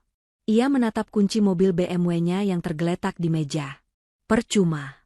Surat-suratnya ditahan oleh pihak leasing. Ia melirik jam tangan mewah yang melingkar di pergelangan tangannya. Satu-satunya aset yang ia miliki, yang juga masih dalam cicilan kartu kredit. Ia melepasnya. Persetan, desisnya. Ia mengambil jaket, menutupi piyamanya, dan bergegas keluar. Ia pergi ke pegadaian di dekat pasar, tempat yang dulu ia pandang dengan jijik. Ia, Dr. Ricky Pratama, harus mengantre bersama ibu-ibu yang menggadaikan perhiasan emas palsu. Jam tangan mewah itu dihargai sangat murah. Hanya cukup untuk biaya taksi pulang pergi ke alamat yayasan, dan mungkin sisa untuk makan sekali. Ia naik taksi online, memilih opsi termurah. Perjalanan menuju kawasan pusat bisnis, tempat alamat yayasan Weni tertera, terasa seperti perjalanan menuju tiang gantungan. Ia, yang terbiasa menyetir BMW-nya dengan angkuh, kini duduk di kursi belakang mobil kecil yang berbau pengharum ruangan murahan. Ia menatap keluar jendela, melihat gedung-gedung tinggi yang dulu ia anggap sebagai taman bermainnya. Taksi berhenti di depan sebuah lobi gedung perkantoran yang modern dan megah. Dinding kaca menjulang tinggi, lobi marmernya berkilauan. Di atas pintu masuk putar yang elegan, terpasang plakat perak raksasa yang berkilauan diterpa matahari pagi, The Weni Foundation. Ricky membayar taksi dengan sisa uangnya. Ia berdiri gemetar di trotoar. Ini nyata. Ini bukan sekadar situs web. Ini adalah sebuah imperium kecil. Ia merapikan jaketnya yang kusut. Ia merasa seperti pengemis. Dengan langkah berat, ia mendorong pintu kaca itu. Lobi yayasan itu begitu berbeda dari bayangannya. Tidak seperti kantor LSM kecil yang kumuh. Tempat ini lebih mirip lobi hotel bintang 5. Sibuk, profesional, dan penuh energi positif. Beberapa anak muda berseragam rapi, mungkin penerima beasiswa yang sedang magang, berjalan cepat sambil membawa tumpukan map. Dindingnya dihiasi foto-foto besar. Weni berjabat tangan dengan rektor universitas. Weni meresmikan sebuah klinik desa. Weni tersenyum dikelilingi mahasiswa-mahasiswa kedokteran yang menatapnya penuh kagum. Jantung Ricky serasa diremas. Semua ini, Weni membangun semua ini dari rasa sakit yang ia berikan. Ia berjalan ragu ke meja resepsionis yang terbuat dari kayu solid mahal. Seorang wanita muda yang ramah langsung tersenyum padanya. "Selamat pagi, Pak. Ada yang bisa kami bantu? Apakah sudah ada janji temu?" Suara Ricky tercekat. Saya. Ia berdeham, berusaha terdengar berwibawa. "Saya Ricky Pratama. Saya perlu bertemu dengan Weni. Ibu Weni Astuti." Resepsionis itu mengetik sesuatu di komputernya. "Mohon maaf, Pak Ricky Pratama, sepertinya tidak ada nama Bapak di jadwal janji temu Ibu Weni hari ini. Jadwal beliau sangat padat." Tidak. Kamu tidak mengerti." Ricky mulai panik. Ia maju selangkah, suaranya sedikit meninggi. "Ini darurat. Ini personal. Bilang padanya, ini Ricky. Dia pasti mau bertemu saya." Resepsionis itu tersenyum, senyum profesional yang kini terasa seperti tameng baja. "Mohon maaf sekali, Pak. Saya tidak bisa mengganggu rapat beliau jika tidak ada janji temu sebelumnya. Mungkin Bapak bisa meninggalkan pesan, atau..." "Saya bilang ini darurat. Hidup dan mati," seru Ricky, nadanya mulai putus asa. Tangannya mulai gemetar hebat, dan ia terpaksa menyembunyikannya di dalam saku jaket. Beberapa orang di lobi mulai menoleh. Resepsionis itu tampak sedikit tegang, tangannya nyaris meraih gagang telepon untuk memanggil keamanan. "Ada keributan apa ini?" Sebuah suara tenang, dalam, dan sangat familiar terdengar dari arah lift pribadi di sudut lobi. Ricky membeku. Ia mengenali suara itu. Ia perlahan berbalik. Di sana, berdiri tegak dalam setelan jas abu-abu yang mahal dan dijahit sempurna, adalah Pak Dimas, pengacara Weni. Wajahnya tetap sama tenang, namun tatapan matanya di balik kacamata mahal itu kini jauh lebih tajam. Ia tidak lagi terlihat seperti pengacara kecil yang membela istri tertindas. Ia terlihat seperti penasihat hukum korporat papan atas. Pak Dimas menatap Ricky. Tidak ada ekspresi terkejut di wajahnya. Hanya ada pengamatan yang dingin. Ia berjalan mendekat. Tuan Ricky Pratama. Saya tidak menyangka kita akan bertemu lagi. Dan di sini. Ricky menelan ludah. Rasa malunya kini bercampur dengan ketakutan. Pak Dimas, Bapak masih ingat saya? Pak Dimas tersenyum tipis. Oh, saya tidak pernah melupakan klien yang berpotensi menghasilkan 743 juta. Dan saya juga tidak pernah melupakan orang yang melepaskan kesempatan itu. Ia melirik ke resepsionis. Tidak apa-apa, Vina. Saya yang akan menangani tuan ini. Pak Dimas memberi isyarat agar Ricky mengikutinya ke area tunggu yang lebih privat, deretan sofa kulit yang nyaman. Ricky duduk di tepi sofa, tubuhnya kaku. Jadi, Pak Dimas memulai, duduk di hadapannya dengan santai, menyilangkan kakinya. Ada apa gerangan yang membawa Anda ke sini, Tuan Ricky? Setelah 1 tahun lebih? Jangan bilang Anda berubah pikiran soal 743 juta itu dan ingin membayarnya. Bukan, potong Ricky cepat. Bukan itu. Saya sakit, Pak. Saya sakit parah. Saya tahu, jawab Pak Dimas datar. Mata Ricky terbelalak. Bagaimana Bapak bisa tahu? Siska, sahabat Ibu Weni. Dia menelepon Ibu Weni tadi malam setelah Anda mengiriminya pesan. Dia menceritakan semuanya. Termasuk soal most dan kebutuhan 3 miliar Anda. Ibu Weni yang meminta saya menemui Anda jika Anda nekat muncul di sini. Ricky terhenyak. Jadi, Siska melapor. Weni tahu ia akan datang. Ini semua sudah diatur. Ia merasa seperti tikus yang masuk perangkap. Jadi, Weni di mana dia? Desis Ricky, harapan mulai bercampur dengan ketakutan. Dia mau membantuku, kan? Dia pasti masih peduli. Pak Dimas tidak menjawab. Ia hanya menatap Ricky dengan pandangan yang sulit diartikan. Ia lalu mengulurkan tangan ke meja kopi di antara mereka, mengambil sebuah brosur tebal dan mengilap dari tumpukan rapi. Itu adalah brosur resmi, The Weni Foundation. Pak Dimas tidak mengatakan apa-apa. Ia hanya menyodorkan brosur itu ke arah Ricky. Tangan Ricky yang gemetar hebat meraih brosur itu. Ia membukanya. Di halaman kedua, terpampang jelas visi dan misi yayasan. Dan di halaman ketiga, program unggulan itu. Beasiswa Pelita Cendekia, bantuan dana pendidikan penuh dan bantuan biaya operasi darurat untuk mahasiswa kedokteran dan tenaga medis. Semuanya nyata. Tertulis hitam di atas putih. Ricky mengangkat wajahnya, menatap Pak Dimas dengan mata memohon. Pak, ini programnya. Ini berarti Weni mau membantuku, kan? Ya, kan? Pak Dimas bersandar di sofa. Ia menatap Ricky lama, sebelum akhirnya berbicara dengan nada pelan dan mematikan. Ibu Weni memang membangun yayasan ini untuk membantu orang. Tapi, Tuan Ricky, program ini ada prosedurnya. Prosedur apa?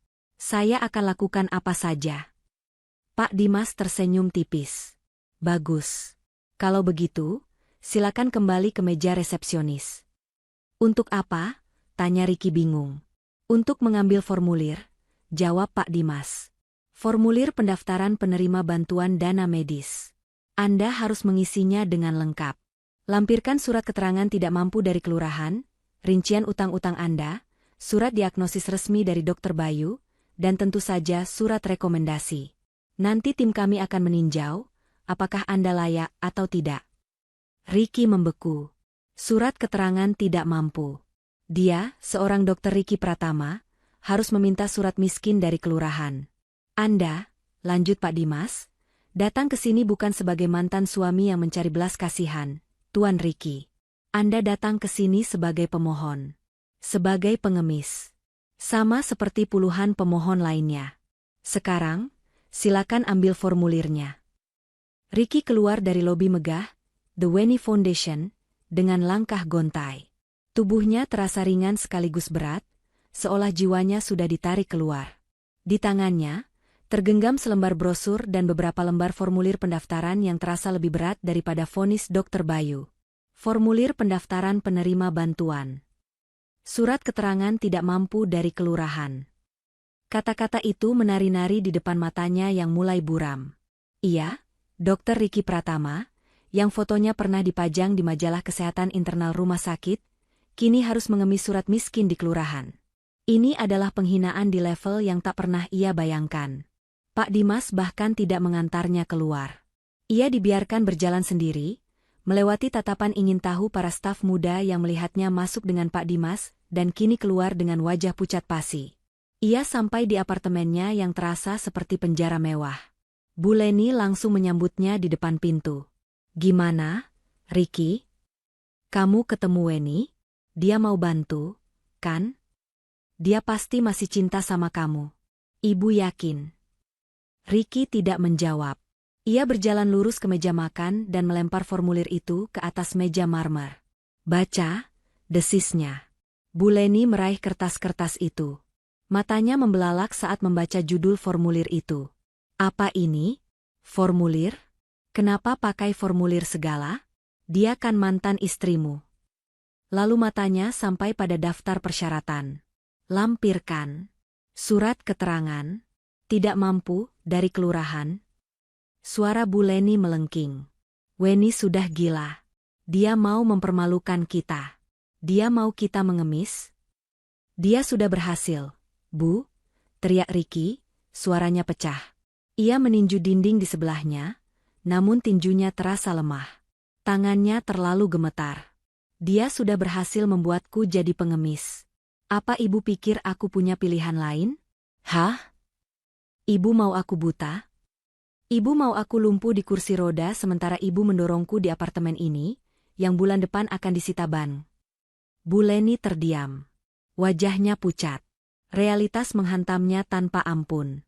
"Ambil tas ibu," perintah Ricky dingin. "Kita ke kantor kelurahan.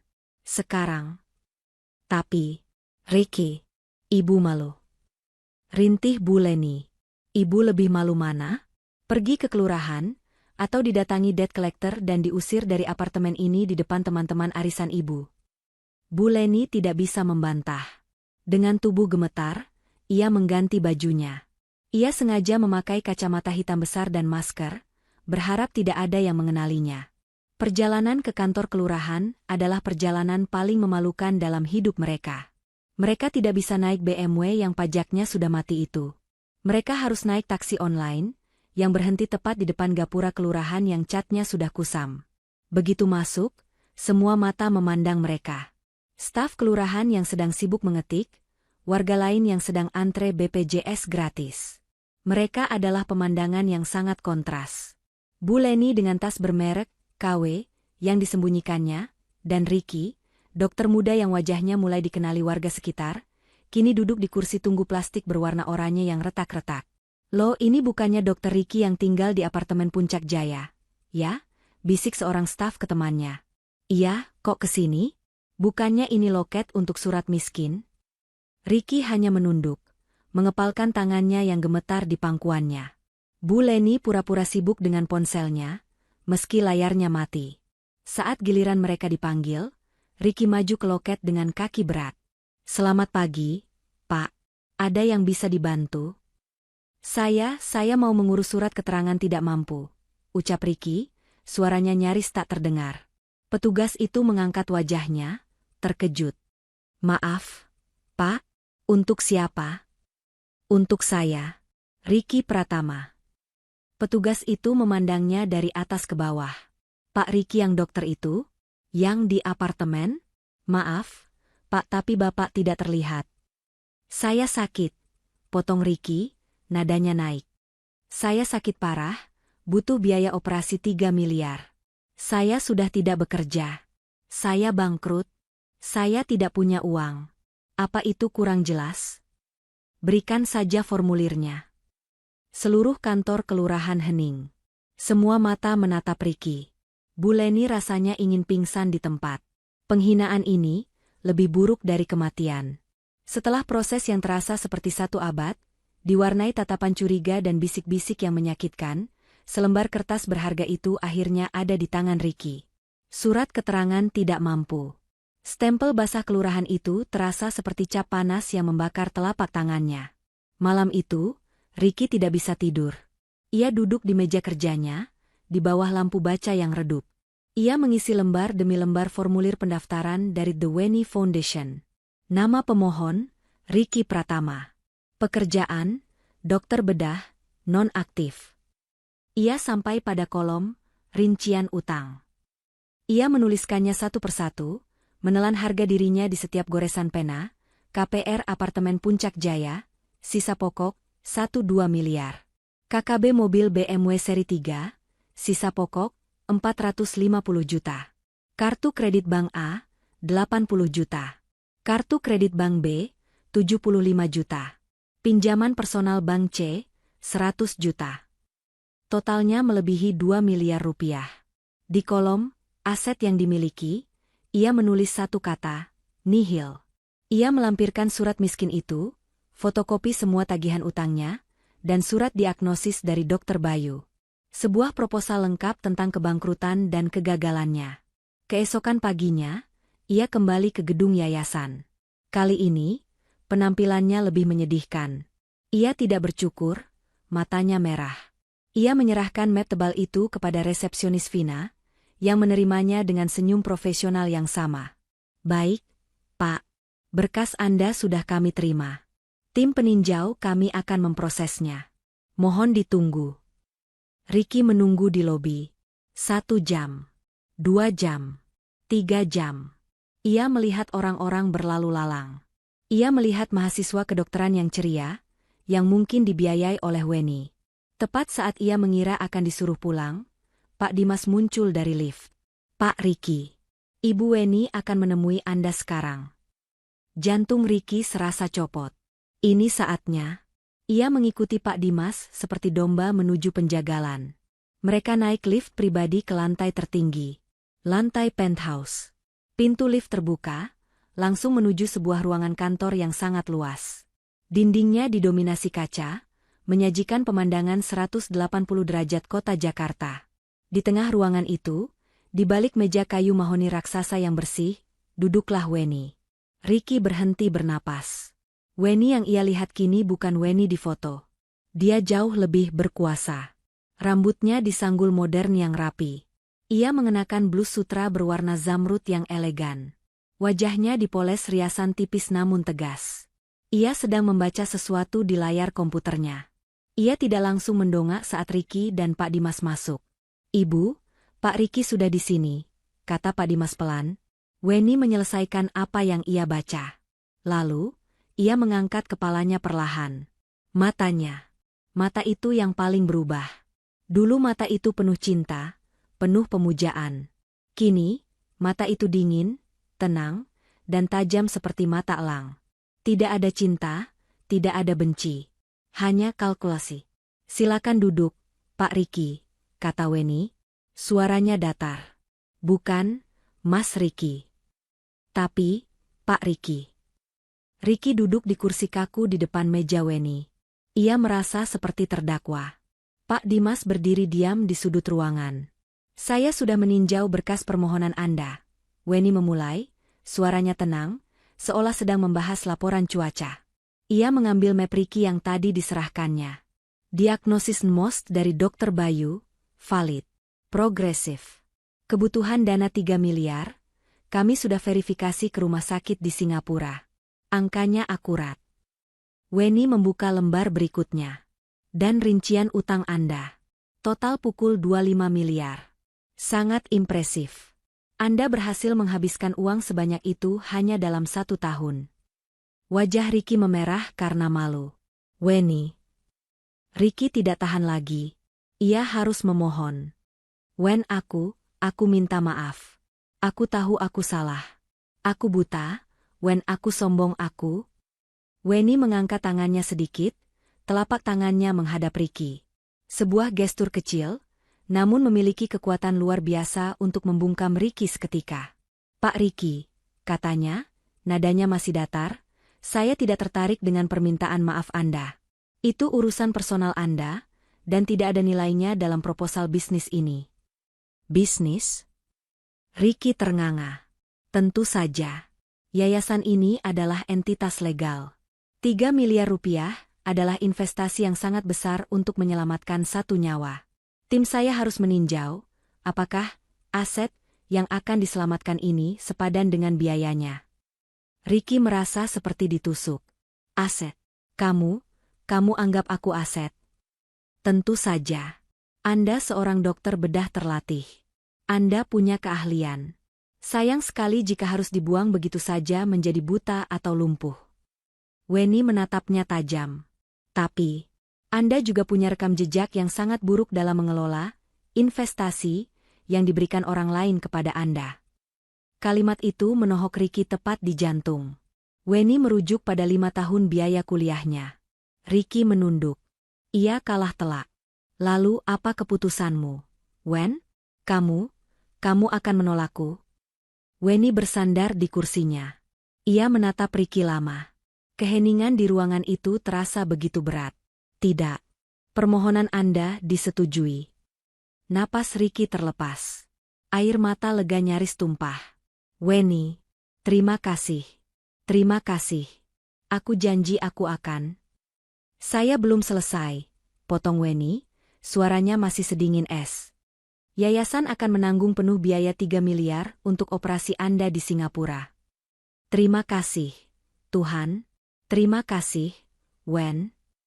Dan, Weni melanjutkan, seolah Ricky tidak berbicara, yayasan juga akan mengambil alih seluruh utang konsumtif Anda yang pukul 25 miliar itu. Ricky ternganga. "Apa? Weni, kamu akan bayar utang mobilku? Apartemenku?" "Benar. Saya tidak mau aset. Saya diganggu oleh debt collector saat sedang dalam masa pemulihan." Ricky tidak percaya ini. Ini lebih dari yang ia harapkan. "Weni, aku tidak tahu harus bilang apa." "Jangan bilang apa-apa. Karena ini bukan hadiah," kata Weni. "Ini bukan sedekah. Ini bukan belas kasihan." Weni berdiri dari kursinya. Ia berjalan ke arah jendela kaca besar, memandang kota di bawahnya. "Ini adalah beasiswa terikat. Kontrak kerja." Ricky menegang. "Kontrak kerja?" Weni berbalik. Matanya menatap Ricky lurus-lurus. Tatapan yang sama sekali tidak menyimpan cinta, hanya bisnis murni. "Yayasan Weni akan menginvestasikan total pukul 55 miliar rupiah untuk Anda. Setelah Anda pulih total, dan Anda akan pulih, Anda bukan lagi Dr. Ricky Pratama yang angkuh dan bebas. Anda adalah aset milik The Weni Foundation." Ricky menatap Weni dengan pandangan tidak percaya. "Aset milik yayasan?" "Tepat sekali." Weni kembali duduk di kursinya, seolah baru saja menutup kesepakatan bisnis yang normal. Ia memberi isyarat pada Pak Dimas. Pak Dimas melangkah maju, membawa sebuah map kulit tebal berwarna hitam, dan meletakkannya di meja depan Ricky. "Silakan dibaca, Pak Ricky," kata Pak Dimas. "Itu kontrak kerja Anda." Tangan Ricky yang gemetar membuka map itu. Di dalamnya, bukan hanya satu lembar, tapi puluhan lembar kertas perjanjian legal yang padat. Perjanjian pengalihan utang dan kontrak pengabdian. Weni mulai menjelaskan, suaranya datar dan tanpa emosi, seperti membacakan laporan keuangan. 1. Yayasan akan melunasi seluruh utang Anda, pukul 55 miliar rupiah, dalam 1x24 jam. 3 miliar untuk biaya operasi Anda, pukul 25 miliar untuk melunasi KPR, KKB, dan semua kartu kredit Anda. Ricky menelan ludah. 2.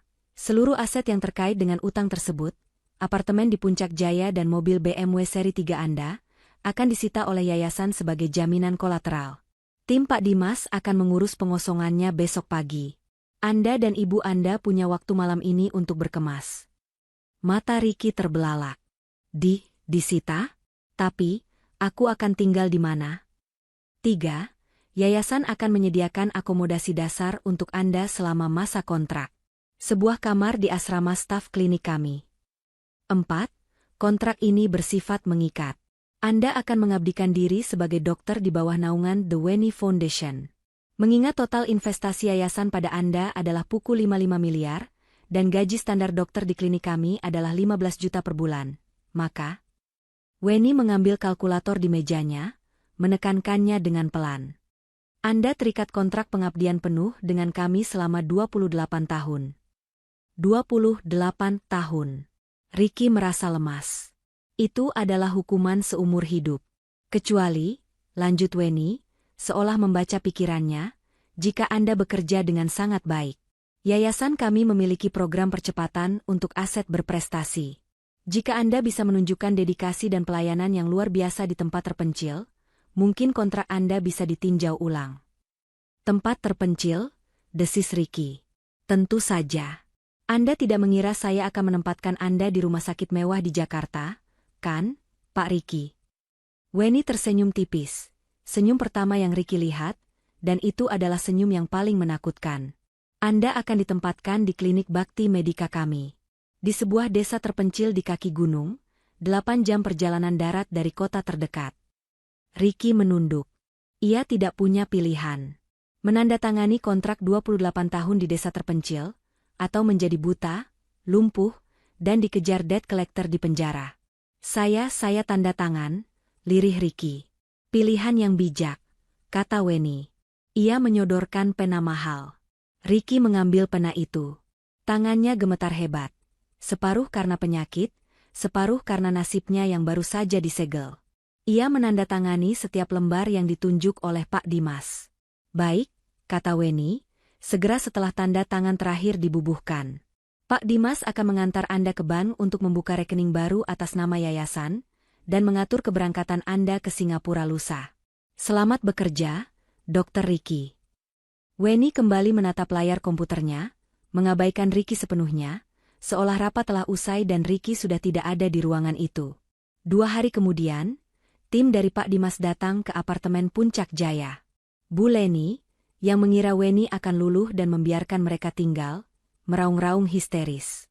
Weni, kamu jahat. Kamu tega. Ini rumah kami. Kamu mau kami tinggal di mana? Pak Dimas hanya menunjukkan surat sita yang sah. Maaf, Ibu Leni. Utang KPR ini sudah dilunasi oleh yayasan. Sesuai perjanjian, aset ini menjadi milik yayasan. Ibu punya waktu 1 jam untuk membawa barang-barang pribadi Ibu. Bu Leni yang sombong itu terpaksa mengemasi pakaiannya ke dalam koper tua, disaksikan oleh tetangga apartemen yang berbisik-bisik. Mobil BMW Ricky diderek dari parkiran basement. Bu Leni diantar oleh taksi ke sebuah rumah kos bulanan yang sempit dan pengap di pinggiran kota, yang sudah dibayar oleh yayasan untuk 3 bulan pertama. Setelah itu, ia harus menghidupi dirinya sendiri. Sementara itu, Ricky menjalani operasinya di Singapura. Semuanya berjalan lancar. Teknologi sel punca berhasil mereset sistem imunnya. Proses pemulihannya panjang dan sepi. Tidak ada Bu Leni yang mendampingi, tidak ada kolega yang menjenguk. Hanya ada perawat yang dibayar oleh yayasan. 2 bulan kemudian, Ricky kembali ke Indonesia. Ia sudah pulih total. Tangannya tidak lagi gemetar. Pandangannya kembali jernih. Tapi ia bukan lagi orang yang bebas. Ia dijemput di bandara oleh staf yayasan, diberi seragam, kemeja batik sederhana dengan logo The Weni Foundation, dan langsung diantar ke terminal bus antar kota. 8 jam perjalanan di bus ekonomi yang panas, dilanjutkan 2 jam perjalanan dengan ojek di jalanan berbatu, akhirnya ia tiba di klinik Bakti Medika. Sebuah bangunan sederhana bercat putih di tengah desa yang dikelilingi sawah. Tidak ada AC, hanya kipas angin. Tidak ada alat canggih. Hanya stetoskop, tensimeter, dan obat-obatan dasar.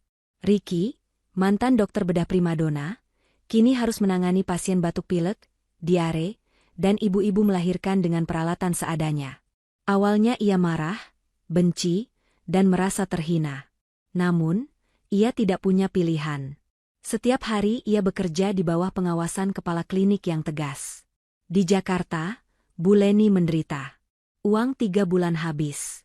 Ia terpaksa menjual tas-tas KW-nya. Ia, yang dulu menghina Weni, kini harus bekerja serabutan, membantu di warung makan tetangga, mencuci piring hanya untuk bisa makan. Setiap kali ia melihat berita di televisi dan wajah Weni muncul sebagai filantropis terkemuka, Bu Leni hanya bisa menangis dalam penyesalan yang tak berujung di kamar kosnya yang sempit. 6 bulan berlalu. Ricky mulai terbiasa. Ia mulai menemukan sesuatu yang hilang dari hidupnya, ketulusan. Ia melihat pasien-pasien desa yang sangat berterima kasih hanya karena ia memeriksa mereka. Ia membantu seorang anak yang patah tulang dengan alat seadanya. Ia menyadari, inilah arti menjadi dokter. Bukan kemewahan, bukan status. Suatu sore, sebuah helikopter mendarat di lapangan desa, membuat heboh seluruh warga. Ricky, yang sedang mengobati luka seorang petani, mendongak. Dari helikopter itu, turunlah Weni, didampingi Pak Dimas. Ia datang untuk inspeksi rutin. Weni, dalam balutan kemeja linen yang rapi, berjalan masuk ke klinik. Ia melihat Ricky, yang kini kulitnya sedikit menghitam karena matahari, kemeja seragamnya basah oleh keringat. Weni tidak menyapanya secara pribadi. Ia memeriksa laporan, buku stok obat, dan catatan pasien. Ia berhenti di depan Ricky, yang sedang menenangkan seorang anak kecil yang menangis karena disuntik. Tangan Ricky, yang dulu gemetar karena penyakit dan kesombongan, kini begitu mantap dan lembut menepuk-nepuk punggung anak itu. Mata mereka bertemu sejenak. Ricky menunduk hormat. "Selamat sore, Ibu Weni." Laporan pasien harian sudah di meja kepala klinik. Weni menatapnya lama. Tidak ada lagi kemarahan di matanya.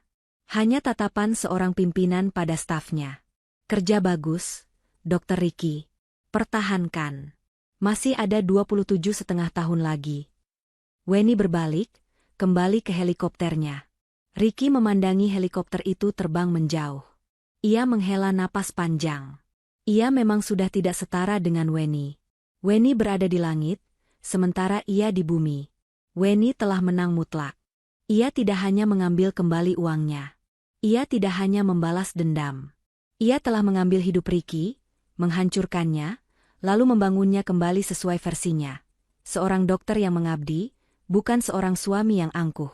Weni telah berhasil mewariskan kebaikan, dengan cara yang paling menyakitkan sekaligus paling adil.